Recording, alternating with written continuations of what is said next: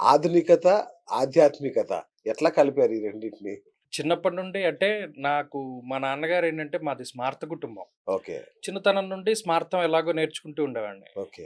నేను చదువుకుందంతా Telugu medium. Government స్కూల్‌లో చదువుకునేవాడిని. Nice. 10-4 సాయంత్రం 4-8 ఈ టైంలోనే ఈ స్మార్తం లేదా జ్యోతిష్యం. ఓకే. జ్యోతిష్యం నేర్పింది కూడా మా మావయ్య ఆయన స్వయాన. ఓహ్! సూర్యశ్రీ గారని అచ్చా! ఆయన 15 సంవత్సరాల పాటు ఒక్కొక్క భాగం అంటే దీనిలో గోచార భాగం అని ఒకటి ఉంటుంది. హ్మ్. తర్వాత హస్త సాముద్రికం, అంగ సాముద్రికం, హ్మ్. ప్రశ్న, ముహూర్త భాగము, వాస్తు ఇవన్నీ కూడా రకరకాల ఫలిత భాగాలు ఇవన్నీ ఉంటాయి. తన్వాది ద్వాదశ భావాలని. అంటే శాస్త్రం అనంతం ప్రత్యక్షమపి గోపితం అన్నారు. అంటే దీనికి ఎండింగ్ అన్నది ఉండదు. ఇదొక ఓకే. సముద్రం లాంటిది. ఆయన ఎప్పుడూ ఒకటే చెప్పేవారు. మనకి ఎంతొచ్చినా ఒక సముద్రంలోంచి ఆవగింజలో 60వ వంతు నీకొచ్చినట్టు. బా! ఒక ఆవగింజల తాలూకు సముద్రం ఉంటే, ఒక ఆవగింజలో 60వ వంతు నీకు తెలుసు. ముఖే ముఖే సరస్వతి. ఎప్పుడు జీవితంలో నేర్చుకుంటూనే ఉండాలి ఈ సబ్జెక్ట్ అన్నదని ఆయన చెప్పి, అలాగే ప్యారలల్‌గా నేను ఈ సాఫ్ట్‌వేర్ రంగం నేను ఈసీఈ చదువుకున్నానండి స్వర్ణాంధ్ర కాలేజీలో. హుహు. అయితే మా అదృష్టం ఏంటంటే ఎక్స్ డీఆర్‌డీఓ అంటే డీఆర్‌డీఓలో పనిచేసి వచ్చినామె హెచ్ఓడిగా మాకు మా డిపార్ట్మెంట్‌కి రావడం. ఆమె మాకేంటంటే ఈసీ అంటే మీకు తెలియంది కాదు కదా! కమ్యూనికేషన్‌కి సంబంధించి. నాకేంటంటే ఎలా ఏర్పడిందంటే నేను మా మావయ్యని అడుగుతూ ఉండేవాడిని. అక్కడెక్కడో గ్రహం ఉండడం ఏంటి? ఇక్కడ ఫలితం రావడం ఏంటి? అంటే సూపర్బ్! సూపర్బ్! ఆ! అప్పుడు చిన్నతనం నుండే ఆయన ప్రాక్టికల్‌గా చూపించేవారు. ఓకే. అంటే ఇప్పుడు ఉదాహరణకు నువ్వున్నావు. పొద్దున్న సూర్యుడే, మధ్యాహ్నం సూర్యుడే, సాయంత్రం సూర్యుడే కదా! మార్చిలోనూ సూర్యుడే, మేలోనూ సూర్యుడే కదా! అదే సూర్యుడు మే నెలలో 12కి నువ్వు రోడ్డు మీద 2 గంటల పాటు నిలబడు అనేవాడు నించోలే. మరి దాని ఎఫెక్ట్ ఉన్నట్టే కదా! అలాగే మనం సైన్స్ చదువుకున్నాం. ప్రతి అమావాస్యకి, పౌర్ణానికి సముద్రంలో అవును. ఆటుపోట్లొస్తూ ఉంటాయి. అవును. అలాగే మనం ఇక్కడున్నాం. మన సెల్ ఫోన్ ఉంది. ఆ టవర్ నుండి దీనికి సిగ్నల్ ఎలా వస్తుంది? రైట్. దాన్ని ఎఫ్ఎం రేడియోలో మనం ఇలా ట్యూన్ చేయగానే అక్కడికి, ఇక్కడికి ఎందుకు ఫ్రీక్వెన్సీ మ్యాచ్ అయ్యి మనకు వినబడుతుంది. అద్భుతం. 92.5 అని పెడితే అదే వినబడుతోంది. అవును. అలాగే మీరు చూడండి ఎప్పుడైనా బ్రిడ్జిల మీద నడుస్తూ వెళ్తూ ఉన్నప్పుడు సైనికులు ఎప్పుడూ కవాతు చేస్తూ ఉంటారు. అవును. బ్రిడ్జిల మీద చేయరు. ఎందుకంటే రెసొనేటింగ్ ఫ్రీక్వెన్సీ అని ఒకటుంటుంది. ఈ వీళ్ళు కవాతు చేస్తున్న ఫ్రీక్వెన్సీ, బ్రిడ్జ్ ఫ్రీక్వెన్సీ ఒకటైతే అవి 2 రెసొనెన్స్‌లో ఉంటే బ్రిడ్జ్ కూలిపోతుంది. So, okay. ఇలా మనకి తెలియనటువంటి విషయాలు. అంటే ఇంకోటేంటంటే నేను చదువుకోవడానికి ఇంకో కారణం లైట్. ఓకే. జ్యోతిషము అంటే ఇదంతా కాంతికి సంబంధించిన విషయం. ఓకే. మా చిన్నప్పుడు కెమికల్ మనం చదువుకున్నప్పుడు కెమిస్ట్రీలో అవును. చెప్పినాయన నాకు ఒకటే చెప్పేవాడు. కార్బన్ డయాక్సైడు, నైట్రోజను, ఆక్సిజను ఈ మూడిటితోనే మనం ఏదైనా చేస్తాం. అలాగే జ్యోతిష్యం వచ్చినప్పుడు కాంతి, సూర్యుడే ప్రధానం. అందుకనే ఆయన్ని గ్రహదేవత అన్నారు. సూర్యుడు ఓకే. లేకపోతే మిగతావి ఏమీ లేవు. అవును. ఆయన నుండి వచ్చే లైట్ రిఫ్లెక్ట్ అవ్వడం ద్వారానే మనకి ఇవన్నీ కనబడుతున్నాయి. అవును. సో, ఆ లైట్ ఇక్కడికి ట్రావెల్ అవ్వడానికి ఎంత టైం పడుతుంది? ఉదాహరణకి ఇప్పుడు కాలపు గణనేనండి. ఇందులో అంతకు మించి ఏమీ లేదు. ఓకే. మీరు ఇప్పటికిప్పుడు గూగుల్‌లో కొట్టండి. What is the radius of sun in miles అని నొక్కండి. లేకపోతే what is the diameter of sun in miles అని నొక్కండి. హ్మ్. నొక్కితే మీకు ఒక ఫిగర్ వస్తుంది. ఇన్ని 64,000 మైళ్ళు, ఇన్ని మైళ్ళు, ఇన్ని మైళ్ళని. సో, కలియుగ ప్రమాణం చూడండి 4,32,000 సంవత్సరాలు.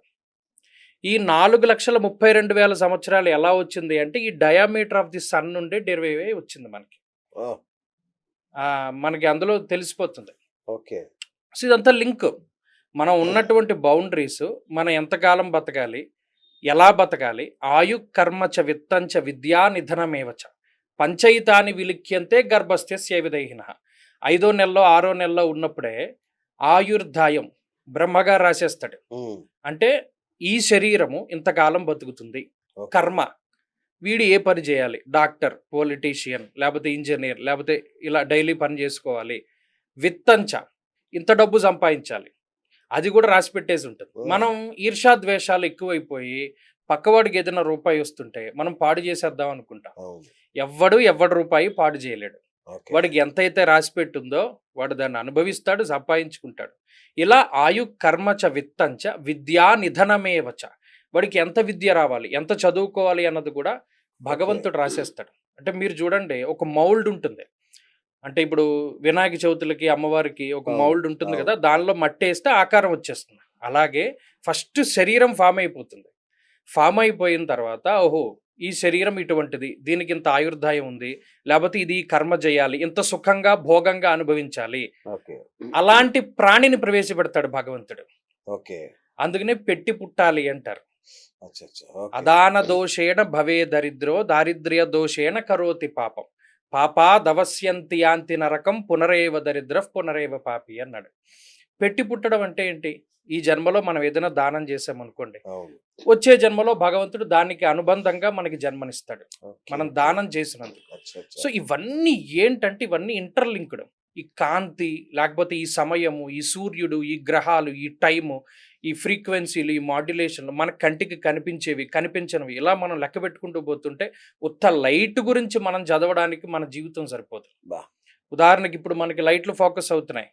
దాంట్లో డైఫ్రాక్షన్ ఉంటుంది. లేపోతేనేమో రిఫ్లెక్షన్ ఉంటుంది. రిఫ్రాక్షన్ ఉంటుంది.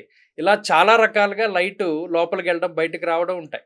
సార్ ఇవన్నీ మాకు తెలవదు గానీ, ఇంతమంది జ్యోతిష్యులు ఇన్ని రకాలు ఎలా చెప్తున్నారు మరి ఒకే విషయాన్ని? ఇందులో ఒకటండి అధ్యయనం. ఓకే. చదివే దాన్ని బట్టి మనం చెప్పగలుగుతాం. ఓకే. ఉదాహరణకి నా పంథా ఉందనుకోండి. నాకు మా గురువుగారు చెప్పిన విషయం ఏంటి అంటే, జ్యోతిష్ శాస్త్ర రీత్యా మనం ఏదైనా ఒక రూపాయి సంపాదించేటప్పుడు లేనిది చెప్పకూడదు. అందుకనే సప్రమాణమైనటువంటి శాస్త్రాన్ని అందించాలి. దానికి ఏంటి చేయాలి అంటే శ్లోకపూరితమైన ఆధారం. ఓకే. ఉదాహరణకి ఏలినాటి శని దోషం ఉంది. అవును. చెప్తారు, భయపెడతారు. కానీ దానికి ప్రమాణం ఎవరు చెప్పట్లేదు. అవును. తేజో హానిర్మతిర్భ్రంశో మనఃపీడ భయంతదా రోగార్తిర్బంధువైరం చావ్యసనం జన్మగేశనం. అంటే శని సంచారం జరుగుతున్నప్పుడు ఏమేం ఫలితాలు ఇస్తారన్నది అందులో రాసేశారు. సో ఆ రకంగా మనం చెప్పుకుంటూ వెళ్ళాలి తప్పితే ప్రజల్ని భయపెట్టో, మభ్యపెట్టో, లేకపోతే భయభ్రాంతులకు గురి చేసో చెప్పకూడదు. ఇది అధ్యయనం వల్ల వస్తుంది.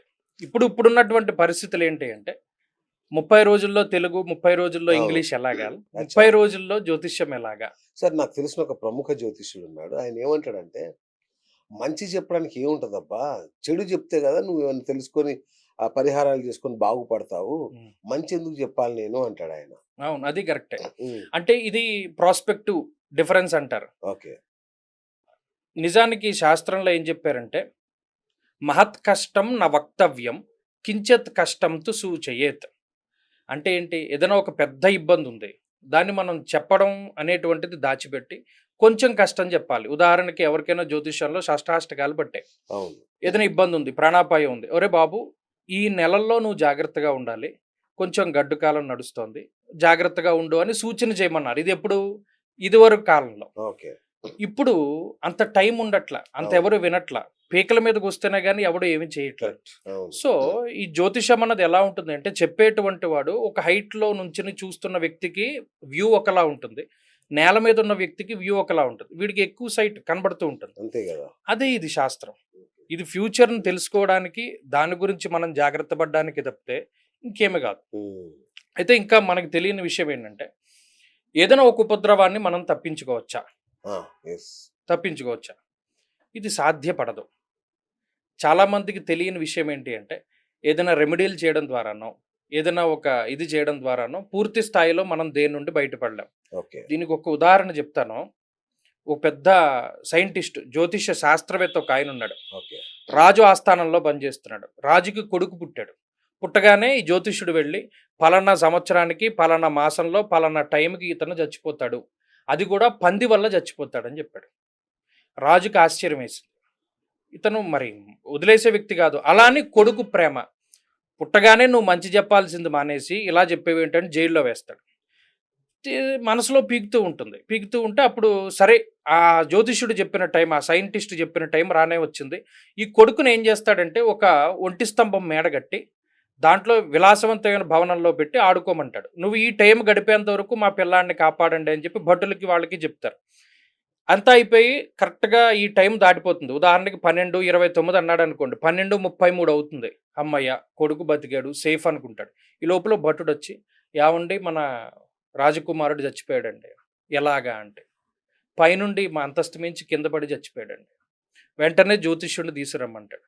"నువ్వు చెప్పావు పంది వల్ల చచ్చిపోతాడని. మా వాడు అలా చచ్చిపోలేదే" అంటే అప్పుడు ఇతన్ని తీసుకెళ్తాడు. వెళితే పైన అంతస్తు మించి కింద పడిపోతూ, పడిపోతూ అక్కడ ఒక వరాహం యొక్క బొమ్మ ఉంటుందన్నమాట. ఆ కొమ్ము మీద పడి దిగి చచ్చిపోతాడు. ఇది ఆశ్చర్యాన్ని కలిగిస్తుంది. ఎందుకు? వరాహం అనేటువంటిది ఆ రాజు యొక్క సింబల్. ఓకే.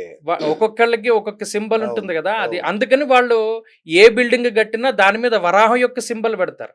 రాజకుమారుడు ఆడుకుంటూ, ఆడుకుంటూ అంతస్తు మించి పడిపోయి దీని కొమ్ము మీద అతనికి ఇలా నడుంలో దిగిపోయి చచ్చిపోయాడు. అప్పటి నుండి ఆయన పేరు వరాహమిహిరుడు అని పెట్టారు. ఓహోహో! మిహిరాచార్యుల వారు చెప్పిన మాట. అచ్చా! అచ్చా! వరాహమిహిరుడు యొక్క పేరు అలా వచ్చింది. ఓకే. మరి దీనిలో రాజుకంత డబ్బుంది. అతను చేయలేని రెమెడీ అంటే ఏమీ లేదు. దాన్ని తప్పించుకోగలిగాడా? సో, ఇదేంటి అంటే తెలుస్తుంది. ఫలాని గ్రహచారేణ సూచయంతి మనీషిణః కోవక్త తారతమ్యస్య తమేకం వేద సంవిన. మనం సూచించొచ్చు. పలానా టైం బాగాలేదు. హ్మ్. పలానా గ్రహస్థితి బాగాలేదు. నువ్విది చేసుకో బాగుపడతావని. గ్రహస్థితి చేయనివ్వదు.